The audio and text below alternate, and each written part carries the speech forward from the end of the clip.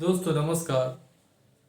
आज हम 70 BPC mains के लिए चर्चा करेंगे। ब्रिक्स ऐसे जुड़े हुए सारे डायमेंशन को देखेंगे। दोस्तों यदि 70 बीपीसी मेंस पास करना है, 70 फाइनल करना है, तो आप एटम बम ज्वाइन कर सकते हैं। 99 पीडीएफ पढ़ कर जाइए, आपका फाइनल होगा। इसका चार्ज जो है 3000 है। 83 73 98 49 95 पर संपर्क करके आप बैच ज्वाइन कर सकते हैं। आइए ब्रिक्स जो है पर चर्चा करेंगे। ब्रिक्स 5 उभरती अर्थव्यवस्थाओं का समूह है। ब्रिक के यानी ब्राजील, रूस, इंडिया, चाइना का मिलाकर ब्रिक ब्रिक ब्रिक का पहला प्रस्ताव जो है गोल्डमैन सैक 2001 में लगाया गया था। और गोल्डमैन सैक जो है का उस समय अनुमान लगाया था 2001 में कि जो 4 अर्थव्यवस्था है व्यक्तिगत तो सामूहिक रूप से आगे चल के एक बड़ी अर्थव्यवस्था जो है बन जाएगी और अगले 50 वर्षों में विश्व की सबसे बड़ी अर्थव्यवस्थाओं में शामिल होगी। और बात सही हुआ है। एक में जो अनुमान लगाया था, आज जो है भारत, रूस, ब्राज़ील, चीन, ये सब बहुत बड़ी अर्थव्यवस्था बन जाएगी 2050 तक। ब्रिक्स का पहला शिखर सम्मेलन भी स्थापना 2006 में संयुक्त राष्ट्र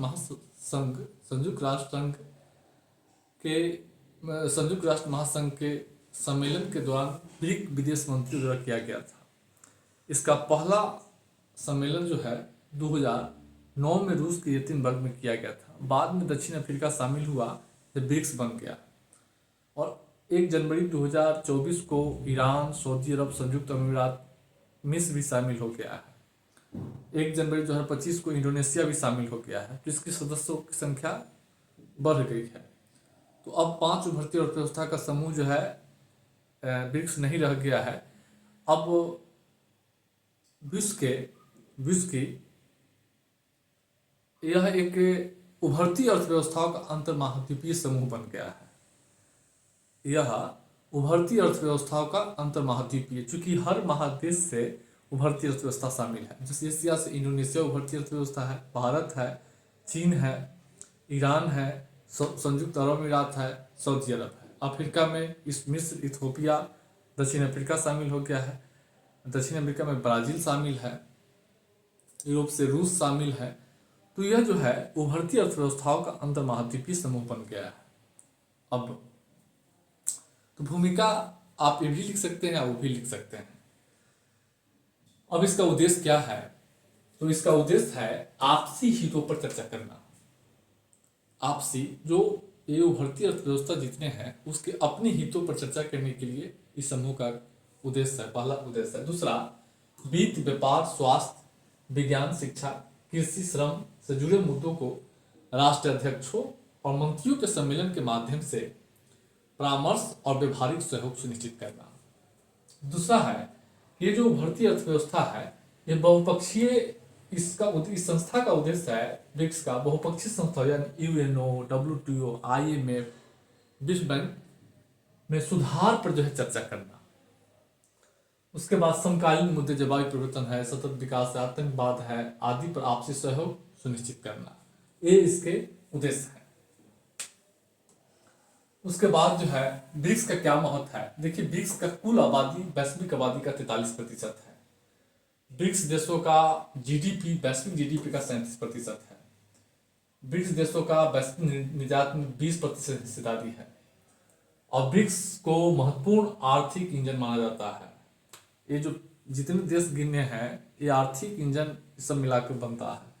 और यह एक अंतर्महाद्वीपीय समूह है। जैसा कि बोले हैं कि अफ्रीका से 3 देश, एशिया से इंडोनेशिया, भारत, चीन, रूस तो यूरोप में है, संयुक्त अमीरात, सऊदी अरब, ईरान।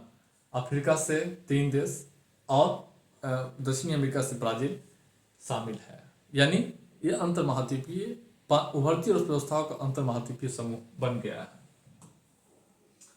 अब ब्रिक्स की क्या उपलब्धि है? ब्रिक्स जो है आपस में जो है आर्थिक विकास, सतत विकास, स्वच्छ ऊर्जा, ग्रामीण आधारभूत संरचना में निवेश के लिए न्यू डेवलपमेंट बैंक का गठन किया है आपस में मिलकर 2014 में। ये न्यू डेवलपमेंट देश सदस्य देशों को संधारणीय विकास के लिए संसाधन जुटाने का काम करता है। उसके बाद जो है आकस्मिक रिजर्व व्यवस्था, ब्रिक्स देशों के बीच भुगतान संतुलन में सुधार के लिए और विनिमय व्यवस्था को मजबूत कर विनिमय स्थिरता के लिए आकस्मिक रिजर्व व्यवस्था की स्थापना किया है। उसके बाद ब्रिक्स देश आतंकवाद से निपटने के लिए सूचनाओं आदान प्रदान के लिए ब्रिक्स आतंकवाद रोधी रणनीति का गठन किया है। साथ ही साथ ब्रिक्स देश आपसी व्यापार को बढ़ावा देने के लिए ब्रिक्स व्यापार परिषद का गठन किया है। अभी पिछले 5 वर्षों में ब्रिक्स देशों के बीच 45% की व्यापार वृद्धि देखा गया है। ब्रिक्स देशों में महिला सशक्तिकरण को बढ़ावा देने के लिए ब्रिक्स वोमेन अलायंस का गठन किया गया है। साथ ही साथ ब्रिक्स देशों के बीच क्षमता निर्माण के लिए नवाचार के लिए ब्रिक्स नवाचार विज्ञान एवं नवाचार पहल की शुरुआत की गई। उसके बाद कृषि तंत्र भी है। तो ब्रिक्स देश जो है अपने सहयोगों को विस्तार करने के लिए कई संस्थागत तंत्र का सृजन किया गया। ये सभी संस्थागत तंत्र है। तो अब हम लोग चर्चा करेंगे भारत के लिए ब्रिक्स का क्या महत्व है।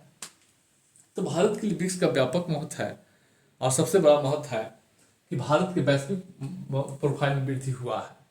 अब ब्रिक्स देखिए यूएनओ, यूएनएफसीसी, WTO, इस सब में क्या होता है कि यूरोपीय कंट्री का प्रभुत्व है, अमेरिका का दबदबा रहता है। इसमें जो विकासशील देशों का प्रोफाइल नहीं बढ़ पाता है। अब मान लीजिए जहाँ प्रधानमंत्री का बैठक होगा और जहाँ केंद्रीय मंत्री का बैठक होगा, स्टेट मंत्री को पूछेगा तो उसमें जो है छोटे छोटे देशों का, विकासशील देशों का पूछ नहीं हो पाती है सही तरीके से। और छोटे छोटे समूह में क्या है कि आप नेता के रूप में पेश आते हैं। तो इस समूह से भारत के वैश्विक महत्व में, वैश्विक प्रोफाइल में बढ़ा है। और इस समूह के माध्यम से भारत चीन को प्रतिद्वंदित कर रहा है। चीन के साथ विवादों को सुलझाने का एक मंच भारत को मिला है। अभी हाल ही में कजान में शिखर सम्मेलन हुआ था, 16वां शिखर सम्मेलन। उससे प्रधानमंत्री भी गए थे और उसी सम्मेलन में चीन के जो है अधिकारियों के साथ सीमा गतिरोध को दूर करने के लिए समझौता किया गया है। इससे पहले भी जो है समझौता हो चुका है ब्रिक्स के रक्षा और वित्त मंत्रियों के सम्मेलन में।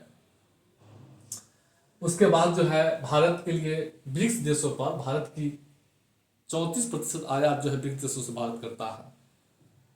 अब ब्रिक्स देश जो है भारत को क्षमता निर्माण के लिए एक सहयोग मंच मुहैया कराता है। सदस्य देशों के बीच जो है विज्ञान, प्रौद्योगिकी, ऊर्जा, तकनीकी, इस सब के मामले में अनुभव साझा करता है। इससे भारत को क्षमता निर्माण में सहायता मिलती है।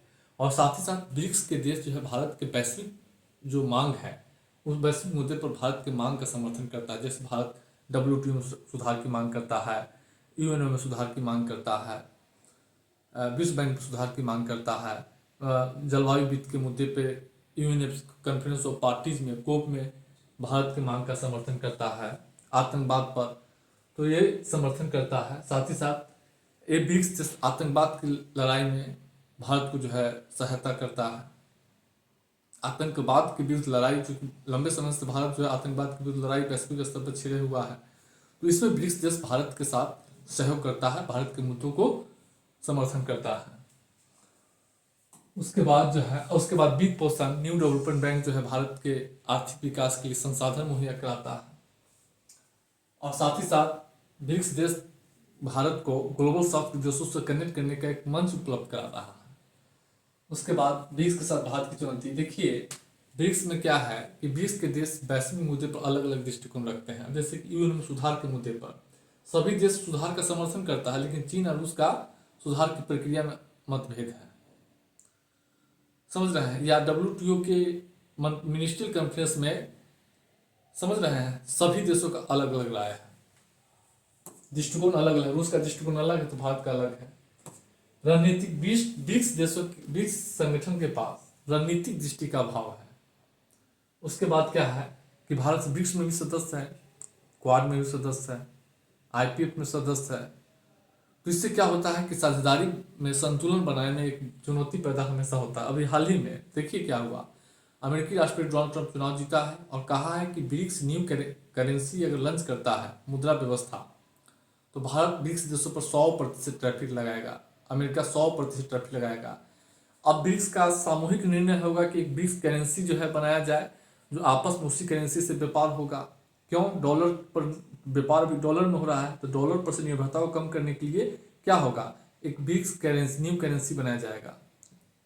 और उसी से ईरान भारत, रूस, भारत, चीन, भारत, सऊदी अरब, संयुक्त अरब अमीरात, इंडोनेशिया, ब्राजील के बीच व्यापार होगा।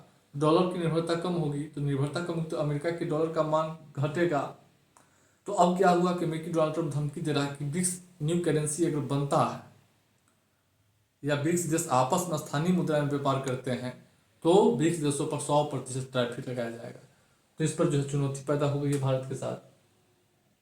सदस्य देशों की मत विषमता, देखिए ब्रिक्स देशों में अलग अलग देशों में अलग अलग शासन व्यवस्था है, कहीं अधिनायकता तंत्रवादी है तो कहीं लोकतंत्र है। तो ये विषमताएं हैं।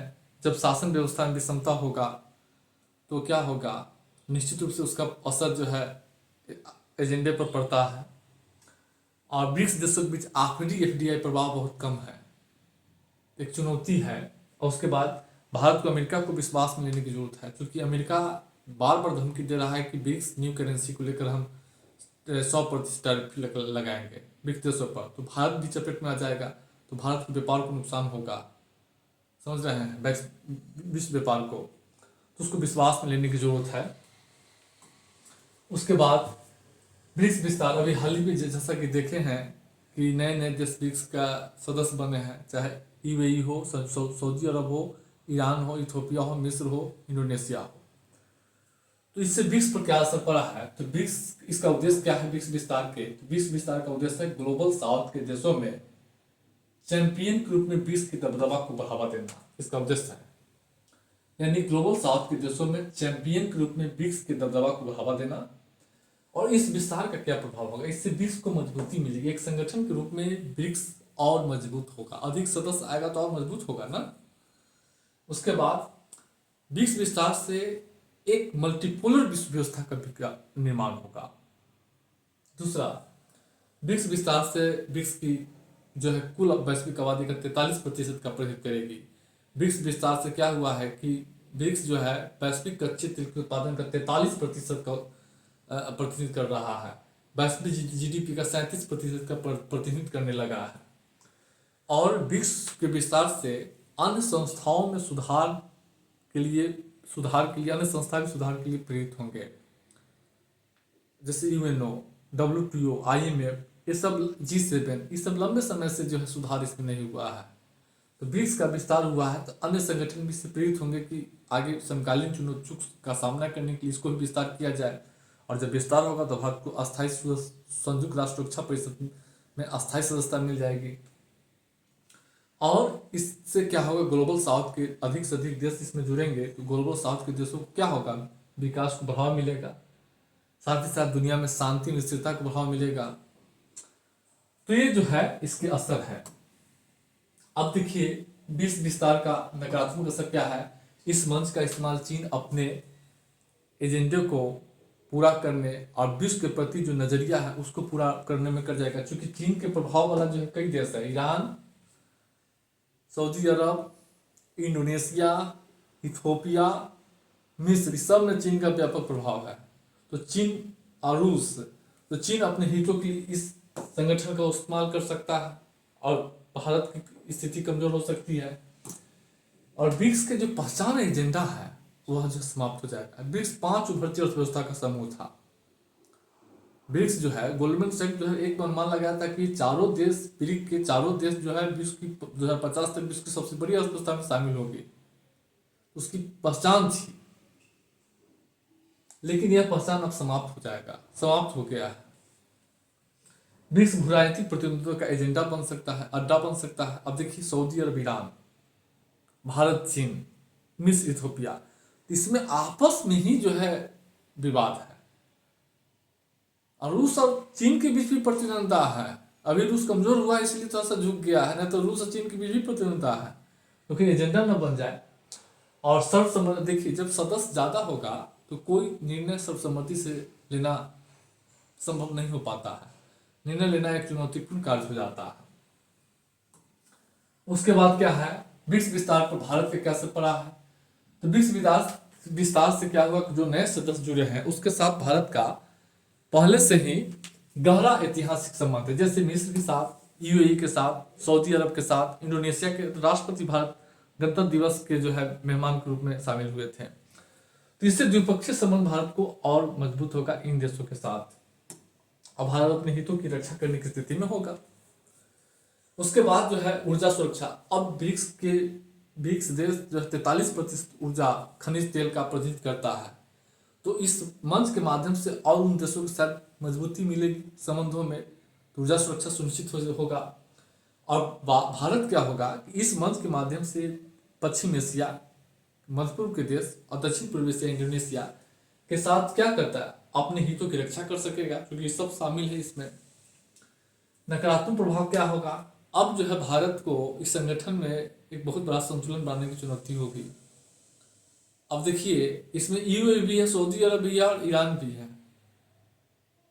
अब इसके साथ जो है मिस्र भी है, इथियोपिया भी है। ब्रिक्स के साथ साथ समझ रहे हैं इन देशों के बीच आपस में संतुलन बनाने की भी चुनौती पैदा होगी। साथ ही साथ अब यह जो है पूरी तरीके से जो है क्या हो जाएगा, अमेरिकी विरोधी जो है मंच हो जाएगा। तो अमेरिका के साथ भी या पश्चिमी देशों के साथ भी संतुलन बनाना है और इन देशों के साथ भी संतुलन बनाना है, तो एक चुनौतीपूर्ण कार्य हो सकता है। और ब्रिक्स विस्तार से चीन का प्रभाव बढ़ सकता है। चीन अपने नजरियों को, अपने एजेंडा को पूरा करने के लिए इस मंच का इस्तेमाल कर सकता है, जो भारतीय हितों के सामने एक बड़ा चुनौतीपूर्ण होगा, क्योंकि चीन के कई फेवरेबल कंट्रीज में शामिल है। जिन देशों में चीन का बहुत व्यापक प्रभाव है, जैसे ईरान है, मिस्र है, इंडोनेशिया है, सऊदी अरब पर चीन का प्रभाव है। तो ऐसी स्थिति में भारतीय हितों को कहीं नुकसान न पहुंच जाए। 16वां ब्रिक्स शिखर सम्मेलन 22 से 24 अक्टूबर 2024 को रूस के कजान शहर में आयोजित किया गया था। भारतीय प्रधानमंत्री भी इसमें शामिल हुए थे। इसका थीम था न्यायसंगत और वैश्विक विकास और सुरक्षा के लिए बहुपक्षवाद को मजबूत करना। इस शिखर सम्मेलन में कजान शिखर घोषणा पत्र जारी किया गया था। कजान घोषणा पत्र की मुख्य बातें हैं अधिक न्यायपूर्ण और लोकतांत्रिक विश्व व्यवस्था के लिए बहुपक्षवाद को बढ़ावा देना। इसके तहत जो है सदस्य देश जो है संयुक्त राष्ट्र के चार्टर में का समर्थन किए हैं और अपने विश्वास को दोहराए हैं। साथ ही साथ संयुक्त राष्ट्र के चार्टर के अनुसार वैश्विक व्यवस्था के निर्माण का आह्वान किए। साथ ही साथ जो भी बहुपक्षीय संस्था है, यूएनओ, WTO, WB, इस सब में सुधार का आह्वान किए हैं। इसके बाद दूसरा है कि वैश्विक क्षेत्रीय स्थिरता और सुरक्षा के लिए सहयोग बढ़ाना। सदस्य देश जो है वैश्विक क्षेत्रीय स्थिरता और सुरक्षा के लिए सहयोग बढ़ाना। सदस्य देश विश्व भर में जो संघर्ष चल रहा है उस पर चिंता जाहिर की है, और साथ ही साथ समावेशी वार्ता तंत्र के माध्यम से, मध्यस्थता के माध्यम से, कूटनीति के माध्यम से, समझ रहे हैं, आपस में जो है विवादों को हल करने, सहयोग को बढ़ाने पर जो है जोर दिए हैं।